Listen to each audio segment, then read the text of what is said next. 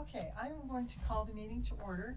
We begin with the Pledge of Allegiance, so if you would like to join us, please stand, take off your hats, and I pledge allegiance to the flag of the United States of America and to the republic for which it stands, one nation under God, indivisible, with liberty and justice for all. Okay, thank you all for coming. It's always nice to have people attend our meetings. Before we begin, I just want to point out that we have a visitor from the City of Eagle Council, Kenny Pittman, and we want to welcome you and hope to see you every meeting. Okay. So the first item on our agenda is to adopt the agenda. So moved. Second. All in favor say aye. Aye. Opposed, motion carries. All right, the next item is our consent agenda.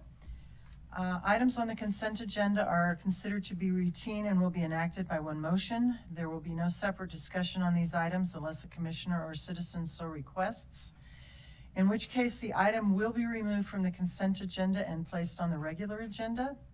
All consent agenda items are action items unless noted.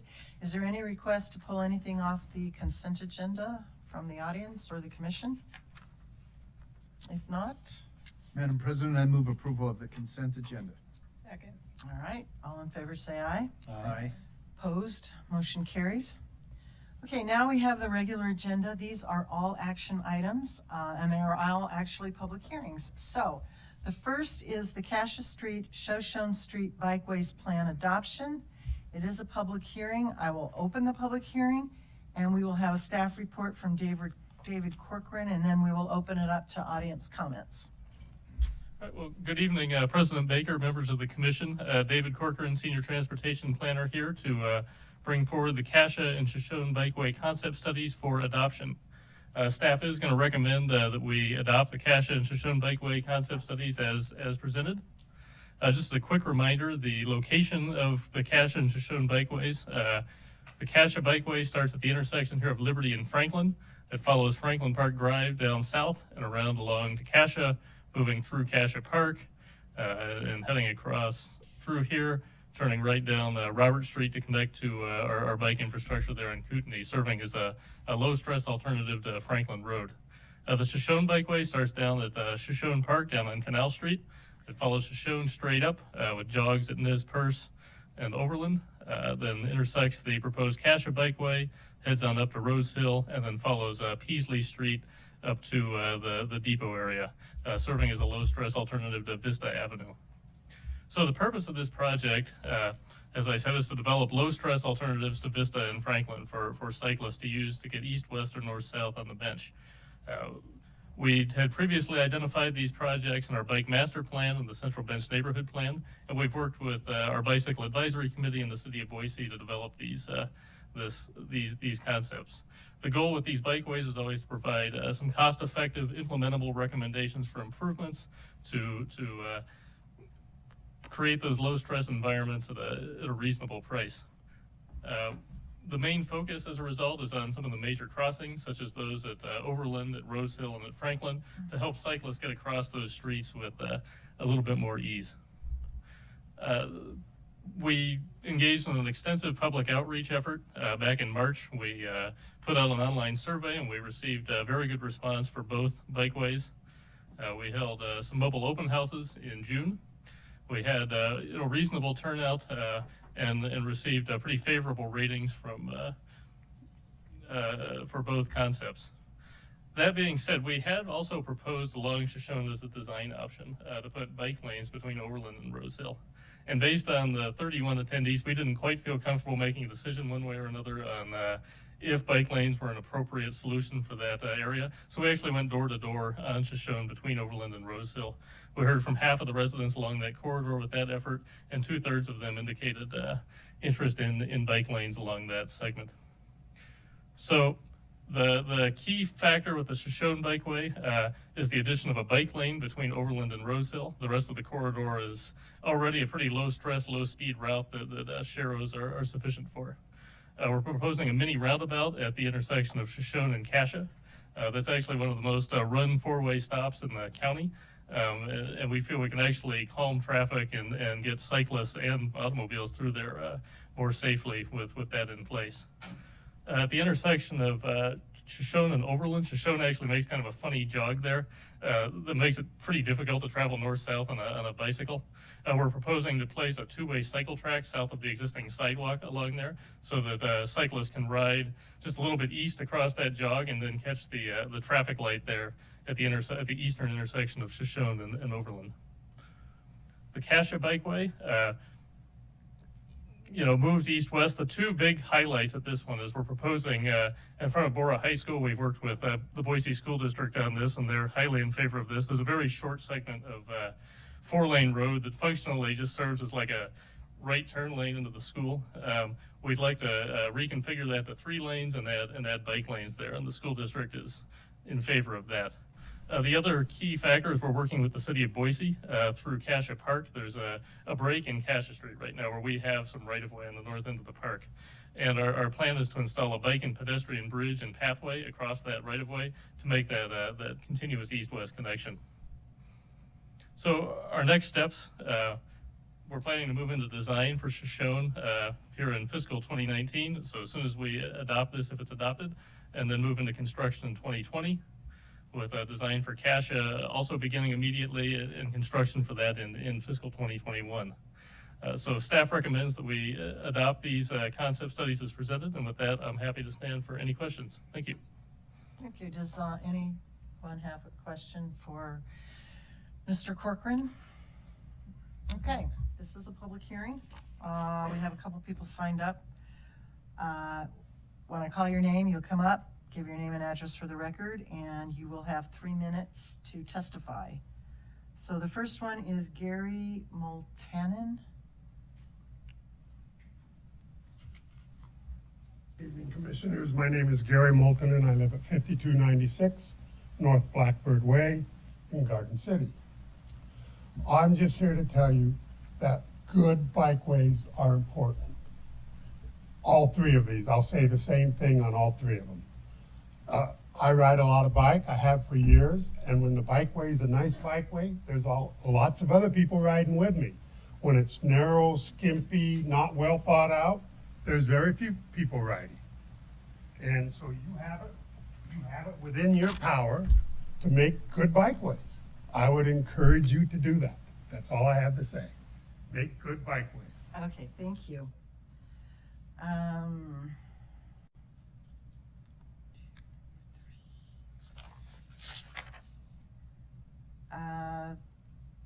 Well, there's some who have signed up to talk about bikeways, but they really haven't indicated a number. So is there anyone else who wishes to testify on this particular item?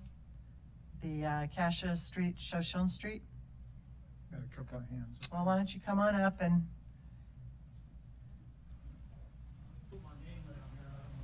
right, you may have, but it didn't really say number 1. Oh, well, my name is Lauren Galarza. I live on Arlington. And No, you have to give your address. 6507 on the corner of Franklin Park Drive in Arlington. Okay, so it's, could you just repeat your address? 6507 West Arlington Drive. Okay, thank you. 2 things I would like to know is I've understood that there might be a sidewalk that goes in and there may not be a sidewalk that goes in. Is it going to be just painted lines and nothing else? Because right now there's no sidewalk in front of the house, but there's a bike lane proposed right square. So I'm because that means I'm going to lose 5 feet of my yard if that happens. The other thing too is I'm a little bit worried right there on the corner of Liberty and Franklin.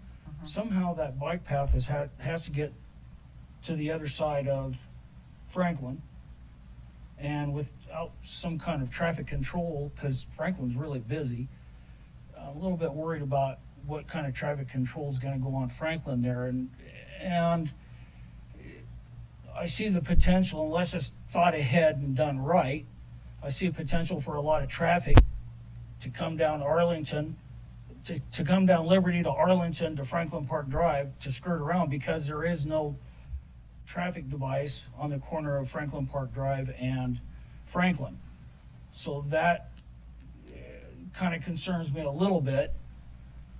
If they were to make that little short street of Liberty from Franklin down to Arlington a one-way coming out, that would solve the whole thing. All they have to do is just put up a one-way sign, you know, and that would solve that problem. But I don't think they're going to put up 2 traffic control signals at each place. So that's kind of got me a little bit worried. The increased traffic on that little stretch of Arlington to access Franklin Park Drive. So those are the 2 issues I have, and I hope people are thinking all this stuff out when they're when all this is going into planning. Okay, so, did any commissioner have a question? No? Okay, well, we'll have him respond to your question then. President Baker, commissioners, so you can rest assured, at least with this project, we are not looking at a sidewalk in that location, or bike lanes. Actually, what we're looking at are just the shared lane markings in the existing cross section. In terms of traffic control devices for cyclists getting across Liberty at Franklin, we're planning as part of this project to install a hawk signal, which is the yellow and then the 2 reds. At that intersection at Liberty and Franklin. So that will at least help with the cyclists. We'd have to have our engineers look into some of the other motor vehicle related traffic concerns at that intersection. But that's at least the plan to facilitate bike and pedestrian traffic through that area. So that would help keep people from making a left or right turn. Well, they wouldn't go past Franklin, but that would help keep trucks taking a left turn onto Arlington then. Probably. So President Baker, commissioners, it likely would have no impact on that one way or another. Yep. Okay, Okay, thank you. thank you. Anyone else who wants to testify? Come on up.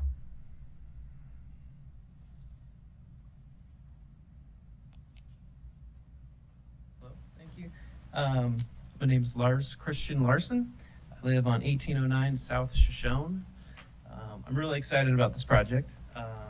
It's incredible to have a commute option from the Vista Bench all the way down to the bike park, to the bikeways downtown. One concern I have, and I'm not sure how it works with the interdepartmental, with the county and the city, but how that bike park will terminate at the rim, whether there'll be sort of a bike path in the park, because it seems like you increase bike traffic, then we're getting dumped down on the sidewalk on Capitol, and it's extremely dangerous there. A lot of pedestrians.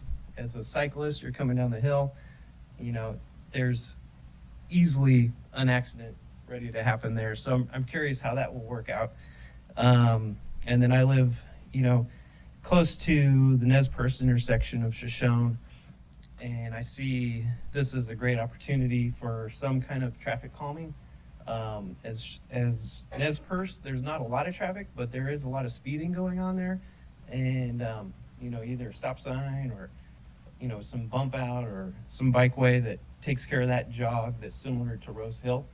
I'm really curious about how that's going to be dealt with, and fully support. I think this is great for the Vista neighborhood. Thank you.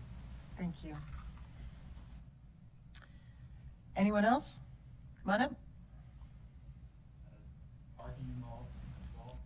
Well, you need to come up and put your name and address in the record. So, my name's Gary Martinez. I'm at 2223 Shoshone Street.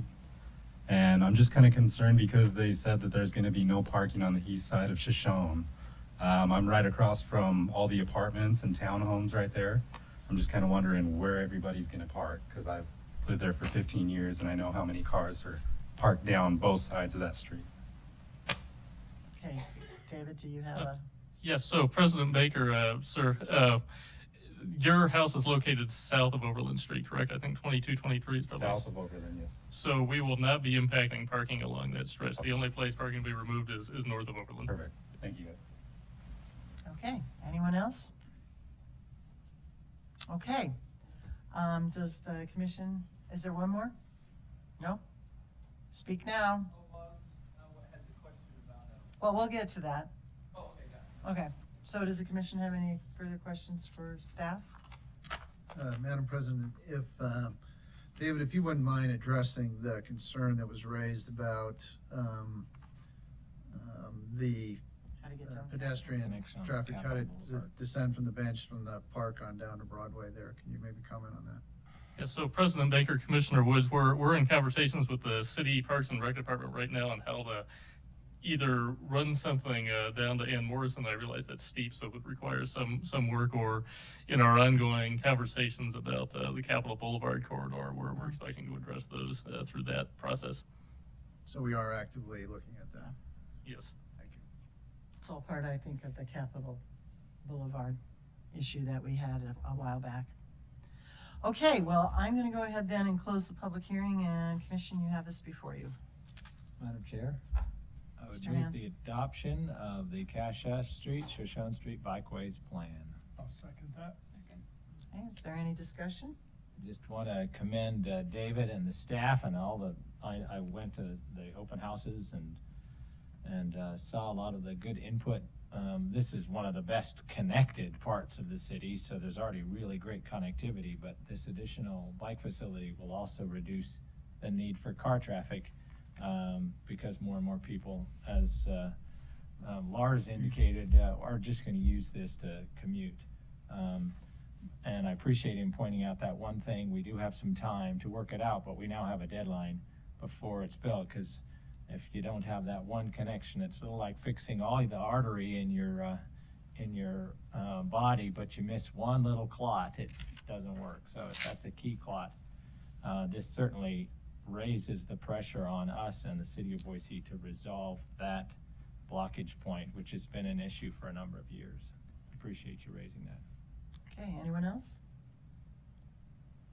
All right, all in favor say aye. Aye. Opposed? Motion carries. So, it's great. We've been working on this for quite a while, and it's good to see it be complete.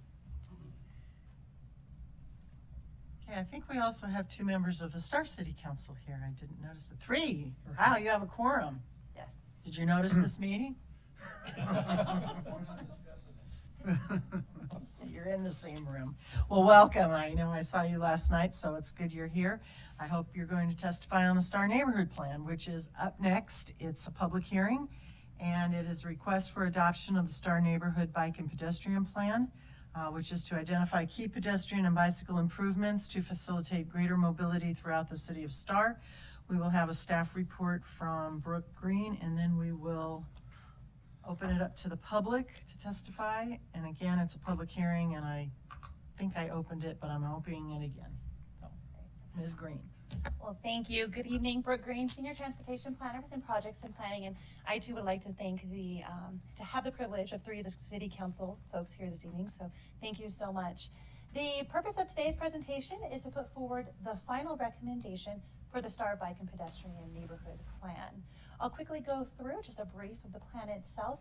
But, it was a privilege to spend the last 9 months out in the community of Star, engaging with the community, finding out what it is that is preventing them from getting out, enjoying their facilities, either walking or biking. So, our staff recommendations, certainly, we're very confident in this plan, and we do put forward the recommendation to adopt. But before I do so, I'd like to quickly go over the boundaries for the plan. It's no further north than Beacon Light Road, no further south than Boise River, no further east than Emmett Highway, and then no further west than Can-Ada Road. Because of multiple jurisdictions that were involved in this planning process, we did have representatives.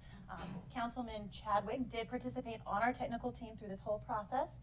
We also have a representative from ITD as well as West Ada School District. We did 3 different types of outreach efforts. Of course, we did our traditional open house, so where we invited folks down to City Hall, gave them a number of plans and asked them to draw on and indicate where there is any types of barriers for bike and pedestrian. We followed that up with student outreach, and this is where we went to the 6th grade class at Star Elementary School. We asked them what is it's preventing them from getting out and biking and walking, and where is it they're wanting to go. It was actually during that encounter, that interaction with the students, I asked them, where is it that you'd like to go on your bike? And every single person in that classroom raised their hands and said, I'd like to be able to ride my bike to the new middle school. So it's important to know, and I'll bring that up here in a moment. We also followed up lastly with our popular pop-up meetings where we went to the skate park, asked neighbors to come and talk to us, give us some additional information about why they're not being able to navigate in their community. They highlighted a couple of things. Either they wanted Floating Feather Road, they were concerned about sidewalks, Pollard Lane and Plummer Road, sidewalks again. And then of course, they all wanted to get to that destination down to Boise River. And what's preventing them from being able to get there? Of course, you've got an ITD facility that is kind of that barrier. And so it's so important to have ITD at the table with us through this whole process. We presented to City Council twice in July as well as in August. So I wanted to highlight this. So we identified a number of tractors, either it be schools, retail, restaurants, groceries, civics, whatever it is that people are trying to get to. And that was important. If you'll take a note, a lot of those comments were up here in this area. Why is it so important? We had the future New Hope Elementary School there, we had the Star Middle School, we had their popular skate park, and we had the future high school. If you see that we have got a cluster of comments of folks that are wanting to navigate to these three facilities and some other types of facilities in that area. They either wanted enhanced sidewalks or they want to address gaps in sidewalks, they wanted pathways. And so I draw this to your attention because as STAR develops, these schools will become that attractor and people are trying to navigate to those. So actually, let me go back to that. And briefly, just to draw your attention in the packet, well, not in the packet, in the plan itself is a number of projects, high, medium, and low that were identified.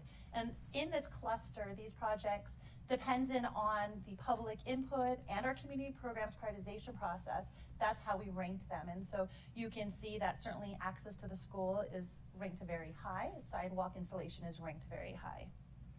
So our community programs is the dedicated funding source for all of these projects. We dedicate $6 to $8 million yearly to this. All of our projects that come through community programs come through our integrated 5-year work plan. These plans that we do with the community, that we do out in the neighborhoods, they become that project identification tool. We encourage the cities, our stakeholders such as the schools, to look through those plans, identify projects that they'd like to see move forward, put them into our integrated 5-year work plan so we can program them here at ACHD. So this concludes my presentation. I certainly would like to reiterate, we do recommend the adoption of the STAR Neighborhood Bike and Pedestrian Plan as written. I'll stand for questions. Okay, does the commission have any questions for Brooke? Okay, again, I'll call you up, give your name and address for the record, and you'll have 3 minutes. So, first one who's signed up is Don Kostelek. Oh, I'm sorry. Yeah, go ahead, come on up. You weren't the first, but you can testify first. the elected No, officials first? no, I'll, Okay. well, they didn't sign up to testify. Okay, all right. Don Kostelek, 3336 East Front Runner, Boise.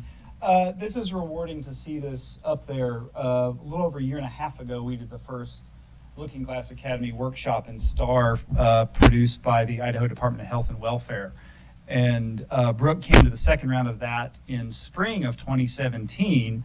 And so to see this plan some 16, 17 months later, which was an output of that and input from STAR at this point and adopted, is really great to see. And I look forward to reporting back to the Department of Health and Welfare on that. Two of the things I really liked in there were both the demographic analysis and the crash analysis that were there. I don't know why they weren't done in the Southwest plan. That's up next. Maybe it's budget or other issues. Some additional items to note in that. 38% of the population age 65 and over in STAR is listed as disabled, according to the U.S. Census. And when we look at a signalized intersection like State Highway 44 and STAR Road, and we see that the traffic signal timing is set to the MUTCD minimums, there's a good chance that that signal isn't timed to allow pedestrians adequate time to cross the street. So looking at things like disabled population and getting down to signal timing is important as you go to implement this. And if we look at Federal Highway Administration guidance on pedestrian level of service, that time at that intersection would be level of service F, which yields high non-compliance from pedestrians. And I wanted to point that out as a topic of interest, and that is pedestrian level of service. In some other correspondence between ACHD staff, when they've been asked about it, they've referenced Florida DOT's quality and level of service analysis You can conduct a couple Google searches on ACHD's website to find reference to it in Cole Victory and on a Meridian Road project. So I did pedestrian level of service analysis for the sidewalks in the Star Neighborhood Plan as a way to kind of dip your toe into it, knowing it's a small geography, it's limited projects, so you can understand this. So for example, Star Road, Boise River, based on 2035 traffic volumes, if you don't build the sidewalk, would be pedestrian level of service E and borderline F. Building the sidewalks increases that to level of service C. On a lower speed, likely to be lower volume road, like Main Street, right now or in 2035 with a no build would be level of service C, and the sidewalk you propose would bring it to level of service A. This took me less than an hour with free Florida DOT software. The NCHRP study from 2008 on multimodal level of service analysis has a co-author whose firm name you'll recognize, Killison. So you have a firm that's acutely aware of it. So I'll hand this to you. I put together the handout and the fact sheet on level of service and the Star sidewalk as something I hope you'll consider as maybe a test case following adoption of this project. Thank you. Thank you.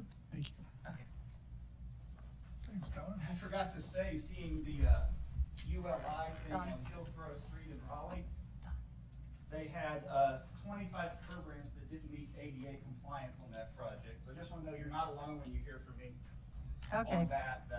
Thank you. we also have issues. Okay. So anyway, there's the handout. I've got some other things here if you're interested in that, but I just thought it was an easy way to do that. And certainly if you have any questions, I'll take them.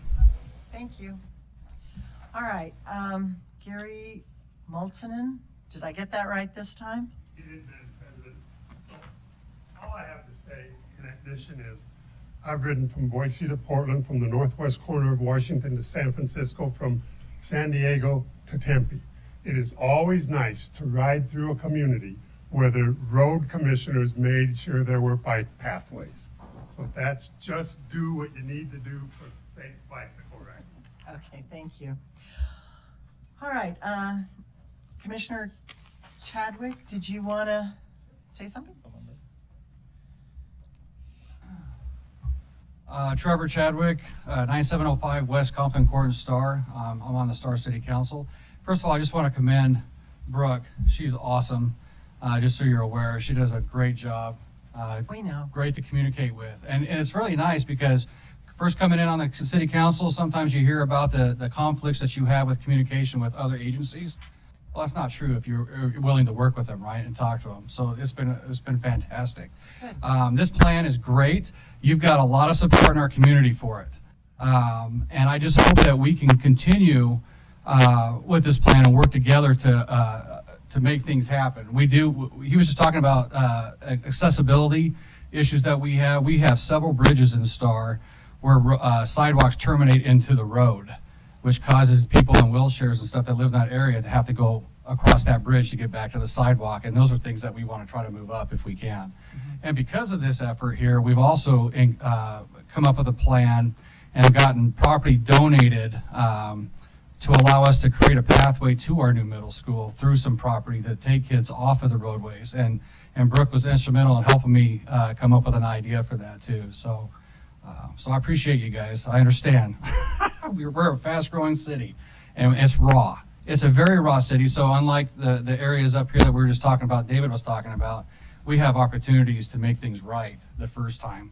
And with your cooperation and ours together, I think we can make it a well-traveled walkway and pathway system out there. So I appreciate it. Thank you. Thank you. Did any of the other council members wish to say something? Councilmember Keys? Madam President, Commissioners, my name is Michael Keys. I live at 338 South Long Bay Way in Star. I did attend the open house and the pop-up meeting, and I found your staff to be very professional. Our city was engaged. I think you would have enjoyed being there with them as well, and really appreciate the job they did. As you may or may not know, Star is undergoing a lot of growth right now. Because of that, we are also undergoing a complete review of our ordinances, the Special Area Development Code. We're doing an update, in my opinion, a long overdue update to our comprehensive plan. We're in the middle of putting together STAR's first transportation plan ever. And this plan is integral to the work we're doing. Because of this work, we're also looking at putting some things in our development code that are specific to bicycles and pathways, like bike parking ordinances for new development. And there are other changes that are going to come along as well that are going to be integral to the work that you're doing here. But I wanted to say thank you very much for the opportunity for doing this. I look forward to the City of Star being engaged with this group more as we go forward and working at a very high level. I'm very appreciative of the work you do. I urge you to adopt this plan, and thank you. Thank you. And make sure you get your request into the next 5-year work plan. Okay, thank you. And by the way, I did vote. Perfect. Thank you. Thank you. Thank you. That is in here. All right, Councilman Hershey, did you wish to say something? Okay. Thank you. It's David Hershey, like the candy bar, semi-sweet, salty, nutty. I'm at 322 South Burgundy Bay Way in Star, Idaho, and I'm City Councilman, seat number 4. And I have to say, I'm your senior City Councilman, been on council for only 3 years. That's we're young at that, and we've been working diligently on paths and pathways. In fact, the last housing developments and development agreements we've mandated that one of those amenities can be a pathway to get through. We're actually trying very hard to connect all of Star. The Star is out there, Star is growing. We don't need to say that. In fact, we had a city council meeting that literally ended this morning. Oh, it took that long? It takes a while. And your presentation was great. It was Thank you, fantastic. but I noticed you had quite a few applications after that. Yes, it's the way it is. It's Stars is the place to be. It's a beautiful place to live. And also, I wanted to thank you for Brooke and her efforts, and Councilman Chadwick. He tries, and so it's no, he's a great guy. But I really do encourage you to seriously consider this plan and adopt it. It's a forefront to help us connect Star, get those kids safely to the middle school, to the future high school. It's just a nice, easy way to walk and to bike throughout all of Star. And thank you all for your time and consideration. Thank you. Is there anyone else in the audience who wishes to testify? Come on up.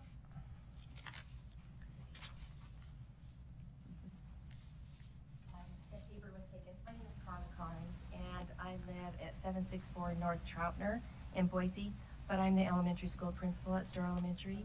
And so, thank you, Brooke. Thank you, guys. I appreciate it. I would, if you could go for this, it would be great. I've been in Star for 21 years, and so I've seen it change greatly over those 21 years, and the explosion and the increase of population brings traffic. A few weeks ago, we had one of my students, our 3rd grade student, that was hit by a truck on Floating Feather in Brandon. And coming to school, they ride their bikes. It is a bus zone, but they're riding from Floating Feather to Star Elementary. And the little girl thought that the gentleman in the truck saw her. He had his hand up blocking the sun, and it is really bright when you're driving in. And so she thought he waved at her to cross, and she went across, and we're lucky that she is fine and okay, because she was thrown quite a distance, and then the bike was mangled. And so on that stretch of Brandon, there is no sidewalk, there is nothing there, and there are no crosswalks on Floating Feather. The traffic moves at 40 miles an hour. And so this plan and getting kids to school safely, I would greatly appreciate. So thank you for everything you do. Thank you, Brooke. Thank you for helping people. So yes, I would say go for it and take care of our kids. Well, it's not only the city council that can propose projects for the 5-year integrated work plan, but the school district can as well. So you could present projects as well. Thank you. Okay, thank you. Anyone else?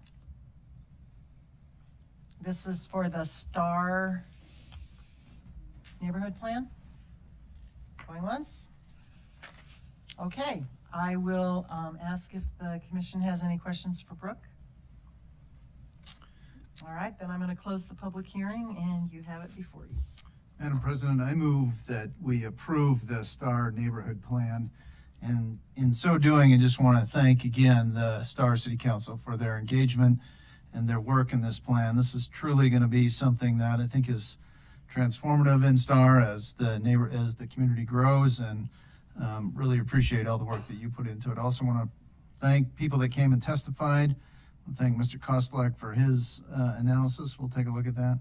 And want to finish by thanking Brooke for her hard work in this. This was a long effort, and you really represented the district well, so thank you very much.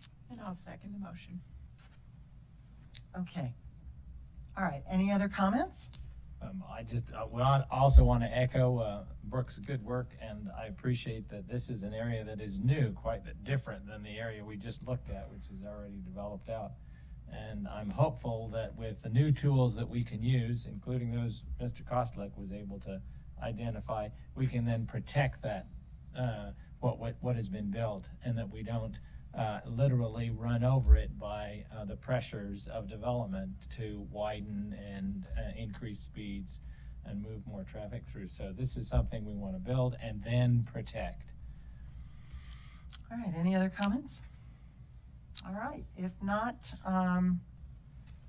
all in favor say aye. Aye. Opposed? Motion carries. Thank you to everyone who testified on this item. Thanks, guys. All right, Brooke is back for the Southwest Boise Neighborhood Bike and Pedestrian Plan, request for adoption. This is a request for the adoption of the Southwest Boise Neighborhood Plan. And this is a public hearing, and I will open the public hearing, and Brooke will give us a presentation. Thank you. So the purpose of this plan, actually prior to me, the purpose of my presentation is to put forward the Southwest Boise Bike and Ped Plan for consideration for adoption. And just as though the other one, I'm pretty confident in this plan, staff is confident, and we would like to recommend to adopt the Southwest Boise Neighborhood Bike and Pedestrian Plan as written. Before we do so, I'd like to go ahead and briefly overview the project itself. So the project boundaries, once again, are no further north than I-84. We go no further south, and it's a little past West Columbia Road, no further east than the new Orchard Street extension, and a little past, no further west and a little past Cloverdale Road. We did quite a similar outreach as we did with Star. Through that outreach, we had 234 comments. We presented to the city of Boise, Ada County, ACHD was participants on our technical team, West Ada School District, Boise School District, and I'll talk about Lake Hazel Middle School here in a moment. However, through this process, we identified 111 new projects. That's 49 pedestrian, 16 crossing, and 46 bicycle projects. Should we implement all 111 projects, we will raise the total length of bike facilities by 11 miles. We'll raise it to 66 in this area. Raise the total length of sidewalks as well as multi-use pathways from 287 to 330. I want to go back and talk about the outreach efforts we did. Besides our normal pop-up meetings as well as our interaction with our partner agencies, it was the interaction with Lake Hazel Middle School that was really important. So as we do with all of our neighborhood plans, we go to the school and we ask, we want to talk to your 6th grade class. That is all of Lake Hazel Middle School's 6th graders, all 200 of them. So they literally took our "can we talk to your class" as in we're going to bring you all of the students. Why this is so important? Besides the difficult task of trying to interact with 200 students, you'll see they have a red construction paper. That means no. If we asked them a question and they said yes, they turned it to green. So it's green and red. And so as we were going through this process and interacting with all those students, they highlighted something that's really important about these neighborhood plans is our 6th graders, our young youth, they're trying to find and navigate through our streets. And they all pointed out that they all want to be able to ride their bikes to school as well. They also pointed out that some of the most important locations that they're trying to get to is their neighborhood parks. And that's the benefit of these neighborhood plans is we're going in there, not only engaging with their parents, but we're talking to the youth who are actually out there on 2 wheels navigating through that area. And so thought this was important to highlight because this may be the largest interaction that we had with the largest group of children, but they brought the largest benefit to this plan by highlighting some of those areas where we didn't know they were going, and now we can make it better. So throughout this process, we identified a number of pedestrian enhancements. I highlighted a few. However, what you're seeing here is our high-level projects, and most of those where you're seeing high-level, they're gaps in sidewalks. They're either going to be completed through development or they're going to be completed through our programming. But I would like to highlight one piece of that, and that's S46. So S46 is the multi-use pathway. I'm highlighting this because we've had a number of comments or questions or emails inquiring about this. So what you're seeing here through this stretch is unopened ACHD right away. So this is the extension of Targhee Street. And then you have the segment that goes down here. After our public outreach with a number of the residents who reside adjacent to that, we concluded that in the best interest of the residents, as well as the fact that there is some already existing connection, we're going to highlight this in the plan as a potential future project. But it's important to note, this project will only be developed through redevelopment of these houses in the southern segment. And so we wanted to acknowledge its existence. We wanted to put it forward as a potential project in the future, but only pursue it as a project should redevelopment of those homes in the southern segment adjacent to this unopened right-of-way, should that occur.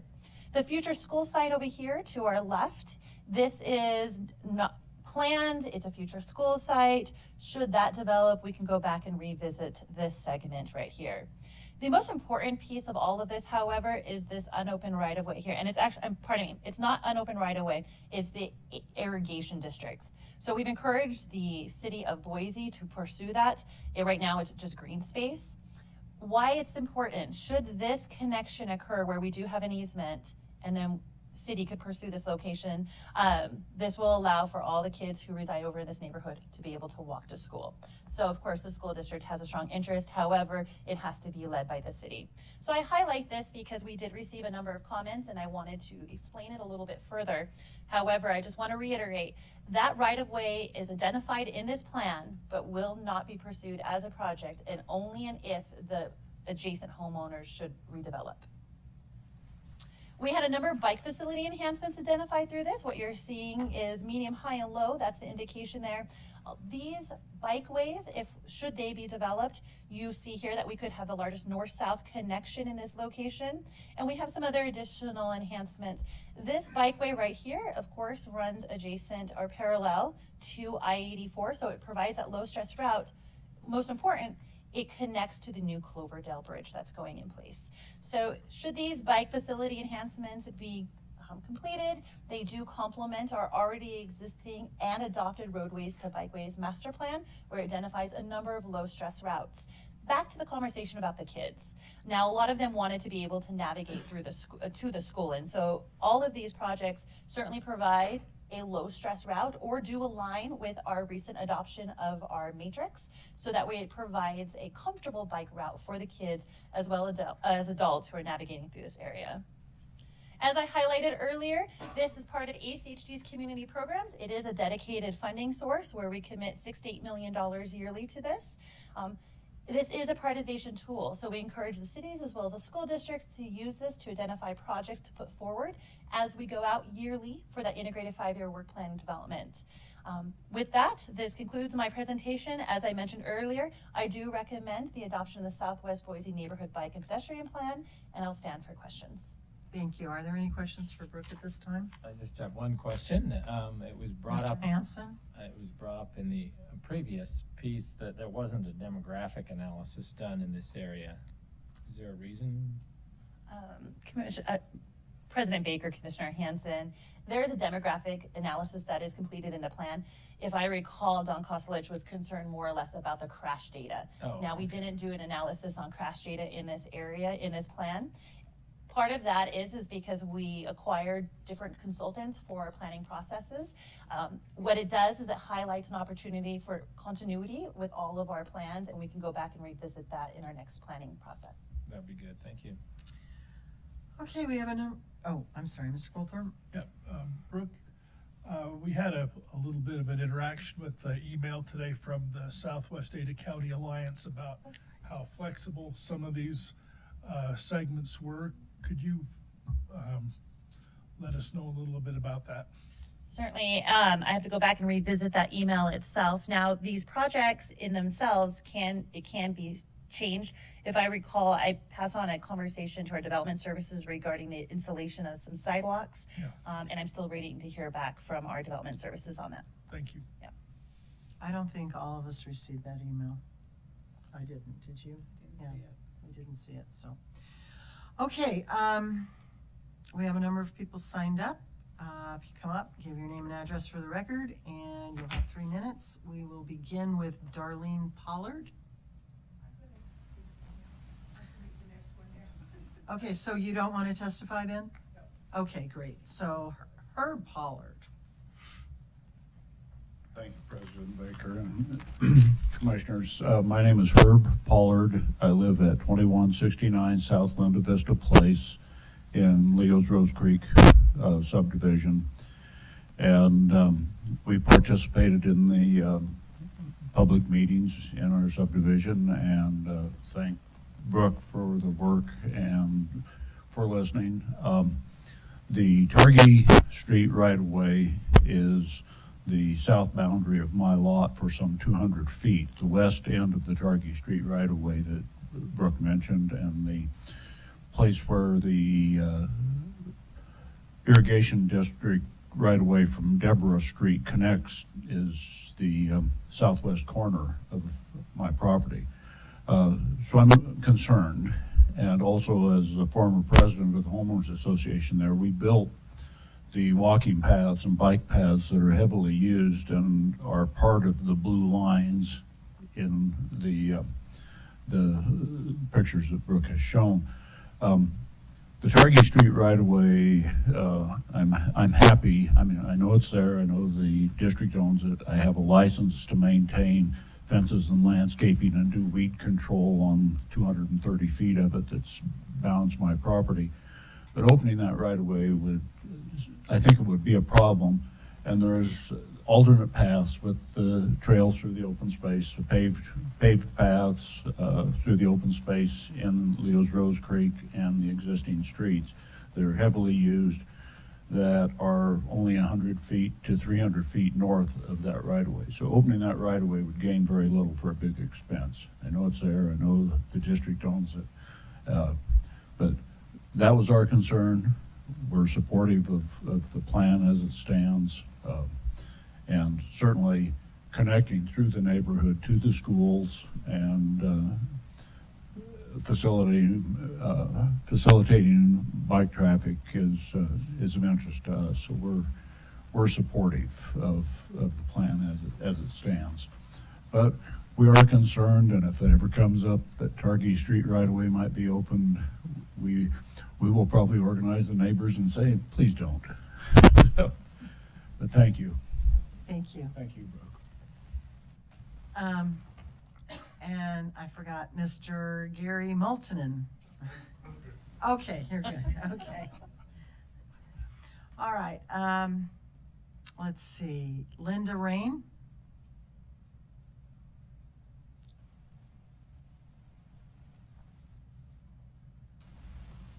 Good evening, President Baker and Commissioners. My name is Linda Rain. I reside at 3600 South Mitchell Street in Boise, and I couldn't tell where we were on the map, but everyone out on Mitchell Street has 1 to 2 acres of property, and there's a lot of irrigation ditches and canals along that street. And so would the sidewalks or bike paths be on both sides of the street? That's one of my questions. How much property would it take? We'd just be giving up, I think, probably part of our weeds along the road and mailboxes having to be moved, but there's some where the irrigation canal is pretty close to the road. And then snow removal on the sidewalks. Our property is an acre, so we would have quite a bit of property to remove snow. And also, would they be plowing the road? And on Mitchell, the speed limit is 20 miles an hour, but people go 40 plus miles an hour. And I'm hoping there's a way to slow down that traffic, because my husband, daughter, and 7-month-old granddaughter were walking along the road. And now that Mitchell is opened up and no longer dead ends, it goes into South Fork or South Creek subdivision, and it goes into Bridgeport subdivision. And they don't even look at the speed limit sign. They had to actually jump off the side of the road. After my husband was yelling, the speed limit's 20 miles an hour, she just kept on going. So is there a way to slow the traffic down that was a problem before Mitchell opened up all the way to the end? Thank you. So do you live in the county or the city? Or county. County. Have you spoken with the sheriff's department about Yes. directed patrols? Mhm. Have they? They do come out and they try to hide in certain spots, but it gets really bad at night. I mean, they're squealing around the corner on Seneca. And I mean, we've tried a lot of different things. I don't know, maybe those signs, 20 miles an hour and pretend like your child lives here too or something. But a lot of kids walk on Mitchell to get to Amity.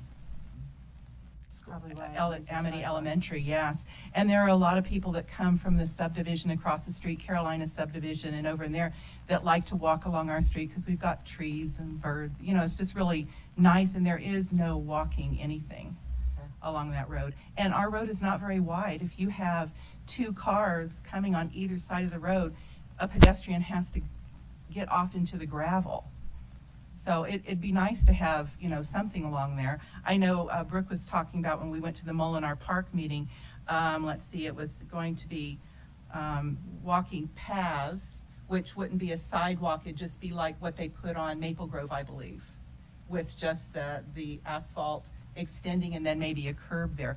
But I mean, we do need something, but I was trying to figure out how are we gonna is the sidewalk gonna be on both sides with the way the irrigation and everything is? There's pretty much all the way up and down Mitchell, there's irrigation ditches, but we do need something. Okay, well, Brooke's going to answer those questions. In the meantime, somebody from engineering, our engineering department, can contact you. I think, Gary, are you the person?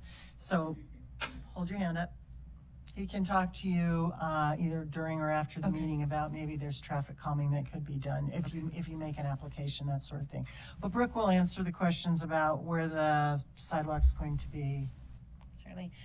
President Baker and Linda, thank you so much for bringing your comments. This plan is a project identification tool, and so it doesn't have any design elements. We take it forward should the city, should the school district, and I recognize Mitchell, you've got Amity Elementary School right at the tail end of that. And so we do recognize, and the school does recognize, that it's an important connection for the kids trying to navigate through that area. If the school and the city of Boise and Ada County recognize this as high priority, they can certainly put it forward for the integrated 5-year work plan. At which point it becomes a project and we go out there and we look at what the constraints are. What's the constraints of the existing environment? Are sidewalks on both sides? Is that something that we can pursue? Should we pursue it on just one side? We highlight where in this plan where we like to see the projects. It doesn't necessarily mean once we get out there with our engineers and really do a full analysis that may still be appropriate at that time. But what this does is it says, you know what, we've talked to the neighbors, this is important, we're gonna put it in this plan now, and then encourage the city as well as the county and the school district to program it. So we don't have that answer yet, but when we do go out there to design it, we will invite you back at the table to help us identify what that potentially could look like. Thank you. Thank you. Okay, Danny Rain? Okay, so she's covered all your points, all right.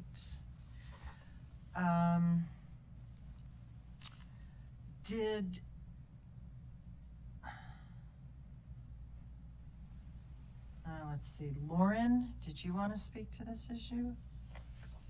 Lauren Galarza or something like that? No? Okay, is there anyone else who wishes to testify on this item? Come on up.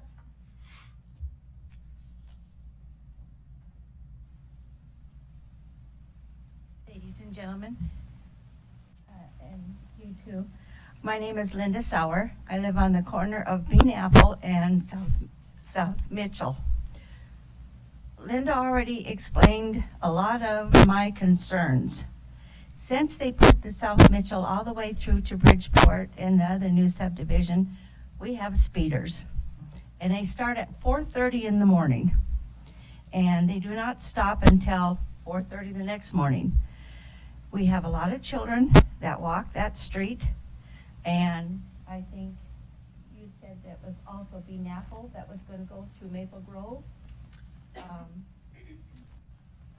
At the first meeting that we had, hun. Pardon me, it's, we're recommending sidewalks on that location. Okay. Yes. And then on South Mitchell, hun, like Linda said, there is irrigation ditches on the one side, and there is probably no way where a person could actually get off of South Mitchell onto the one side of the road because of the irrigation ditches. But my main concern is the speeding of the cars, construction trucks, and all of the other people that use South Mitchell. Please, please address this. So that's basically, my concern. Okay. So, All right. thank you. Okay, well, like I said, Mr. Inselman is going to speak with the Rains, and if you want to be in on that conversation either tonight or he can give you the card and you can set up a meeting to determine if there's any way we could do traffic calming, if that's an appropriate place. And then also, you really, really need to hound the sheriff's department to do directed patrols. Okay, that would be If they write awesome. enough tickets, the word gets out, I think. No, seriously. Well, that's a good possibility. And since they put the bridge in, South Mitchell is now a cut-through from Amity to Victory, and so, anyway, thank you. Thank you. President Okay. Baker. Pardon me. Yes. I just want to say for Linda as well as, I can help you guys right now afterwards to figure out how to do an application for traffic calming. They certainly end up in my lap eventually, so I can help you, Linda, through that process. Great. All right, is there anyone else who wishes to testify on this item? Okay, does anyone have any more questions for Brooke? No? All right, then I'm gonna close the public hearing, and you have it before you. Madam President, Mr. Goldthorpe. I would like to request the adoption of the Southwest Boise Neighborhood Bike and Pedestrian Plan and make that a motion. Second. Okay, all right. Is there any further discussion? I'd just like to comment, Mr. Madam Chair. Hanson?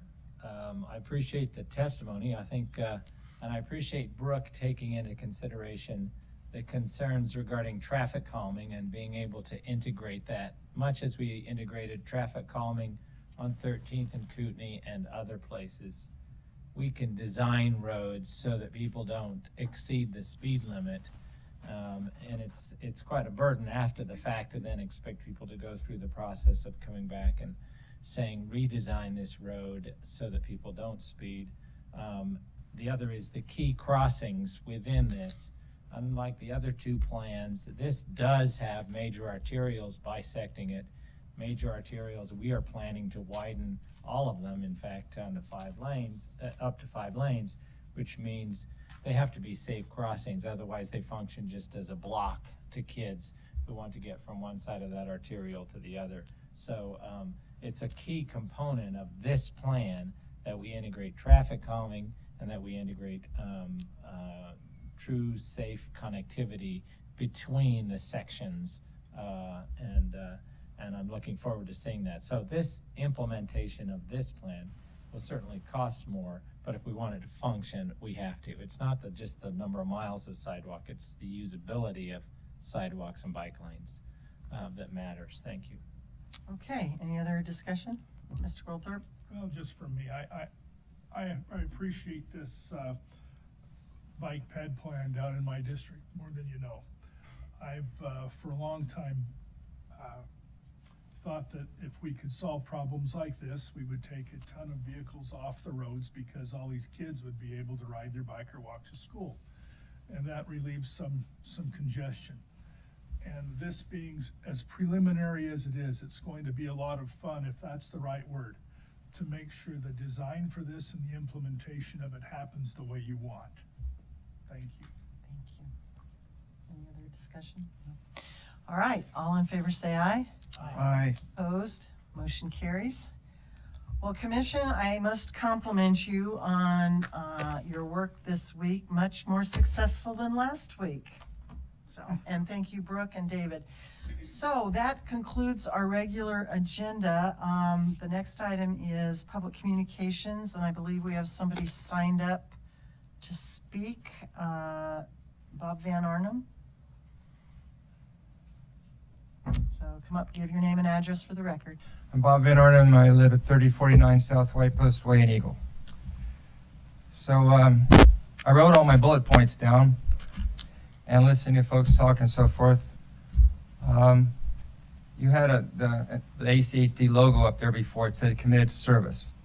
So essentially what's brought me here It says it right there, Chief. is because over a period of several months into years, I have been told things about a particular project that have not come to pass when I've been told they would happen. And when I call back to find out, should I wait? Well, how about I wait? When I call back to find out why they haven't happened, I don't get a call back. So to me, service, certainly credibility of what you say to people is important, and having the courtesy to call them back when you call and leave a message is important. And I've got a number of bullet points if anyone were interested to hear, so you can understand this is over a period of many months. I'm not bugging anyone with phone calls. If I get a call back, I probably wouldn't even be here now. I just brought it to our HOA board yesterday because I'm frustrated because me as one citizen working with something doesn't get it done. And I get the sense that even though these projects, as my understanding, are budgeted for, and you have to wait for them to be done, this is a project, my understanding, has been in the budget, and it gets pushed back because other priorities come about. So my question is, how do you define priority? And I guess that can be different for different people.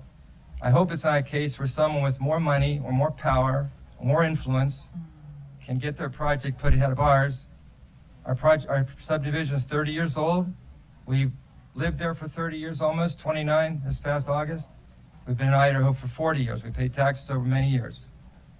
So if there's someone at ACHD who has the power and authority who can get some action on this and get people calling back and doing what they say will be done, I'd be happy to talk with them, and I don't need to take the commission's time, because it's kind of like using the big gun, and don't need to use the big gun, but I need a good gun.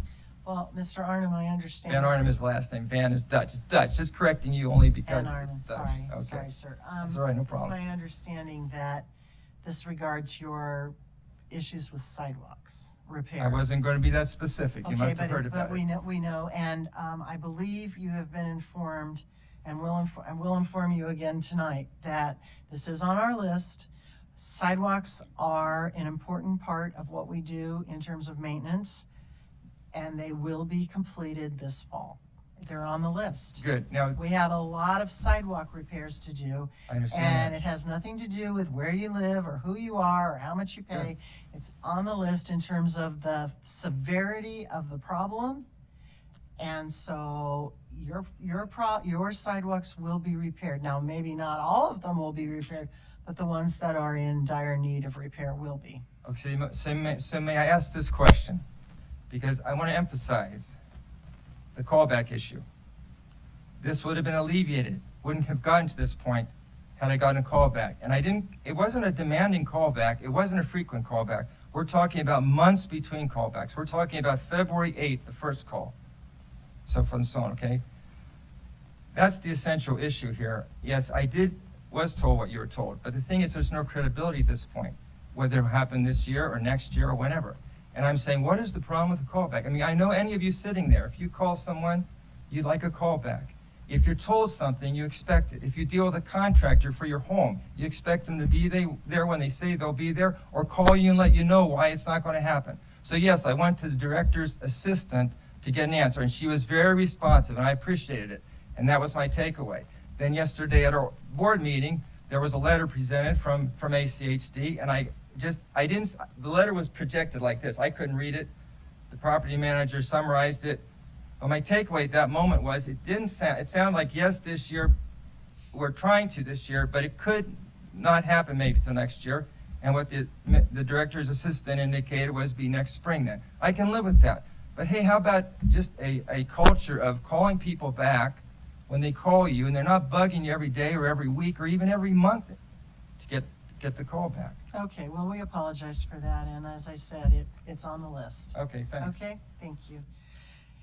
Is there anyone else who wishes to address the commission? If not, meeting adjourned.